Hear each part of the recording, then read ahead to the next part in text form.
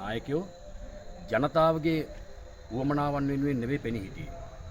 ඒ අයගේ උවමනාවන් තමයි ප්‍රාදේශ සභාව හරහා ඉටු කරගත්තේ. ඒ නිසා ජනතාවට ප්‍රාදේශ සභා දේශපාලනත් එපා වෙලා තියෙන්නේ ඇත්තටම. ඒ නිසා ඒක වෙනස් කරලා ජනතාවගේ අරමුණු වෙනුවෙන් අපේක්ෂා වෙනුවෙන් ඔවුන්ගේ බලාපොරොත්තු ඉටු කරන දේශපාලන වැඩපිළිවෙලක් හිරියාල ආසනයේ මේ ඉබ්බාගම ප්‍රාදේශ සභාව තුළ ක්‍රියාත්මක කිරීමට අපිට හොඳ කණ්ඩායමක් ඉන්නවා.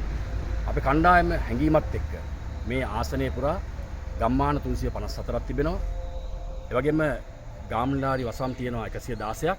මේ හැම තැනම ජීවත් වෙන අපේ ආදරණීය ජනතාවත් එක්ක අපි මේ දේශපාලන වැඩපිළිවෙල තා ශක්තිමත්ව සියලු බාධක කම්කටොළු දුෂ්කරතා පරාජයටපත් කරමින් මේ රටේ ජනතාවට ව්‍යවසායක මනසින් නිදහසේ සතුටින් ජීවත් වෙන්න අවශ්‍ය කරන සතුටුදායක නිර්මාණය වෙනකොට ඉබ්බාගම සර්වජන බල සභාව හදන වැඩපිළිවෙල අපි ඊටාම සංවිධානාත්මකව විද්‍යාත්මකව කරගෙන යනවා හෙට ඉඳලා.